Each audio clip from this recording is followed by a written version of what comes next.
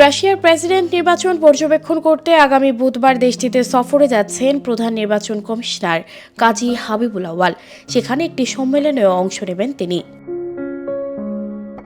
ইসির উপসচিব মোহাম্মদ শাহ আলম স্বাক্ষরিত এক আদেশে বলা হয়েছে, সিইসির সফরসঙ্গী হবেন তার একান্ত সচিব মোহাম্মদ রিয়াজউদ্দিন। আগামী ১৩ মার্চ তাদের রাশিয়ায় যাওয়ার কথা রয়েছে। ফিরবেন ১৯ মার্চ। বুধবার সকাল ৯:৫৫ এমিরেটস এয়ারলাইন্সের একটি ফ্লাইটে প্রথমে দুবাই, পরে সেখান থেকে আরেকটি ফ্লাইটে রাশিয়া যাবেন তারা। এরপর ১৮ মার্চ একই এয়ারলাইন্সের একই পথে রওনা হয়ে ১৯ মার্চ তাদের ঢাকায় পৌঁছানোর কথা রয়েছে। সফরের সময় তাদের থাকা খাওয়া ব্যয় বহন করবে রাশিয়ার নির্বাচন কমিশন, আর বাংলাদেশ নির্বাচন কমিশন বিমান ভাড়া এবং অন্যান্য আনুষঙ্গিক খরচ বহন করবে।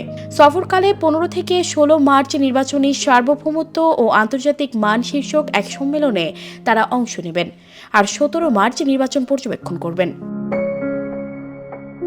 রাশিয়ার ১৫ থেকে ১৭ মার্চ অনুষ্ঠেয় প্রেসিডেন্ট নির্বাচনের প্রার্থী হিসেবে নিবন্ধিত হয়েছেন ভ্লাদিমির পুতিন। নতুন আরেক দফায় রাশিয়ার প্রেসিডেন্ট হয়ে ৬ বছরের মেয়াদকাল পূর্ণ করলে পুতিন একটি রেকর্ড গড়বেন। সেক্ষেত্রে তিনি ১৮ শতকের পর রাশিয়ার সবচেয়ে দীর্ঘ সময়ের শাসক হবেন।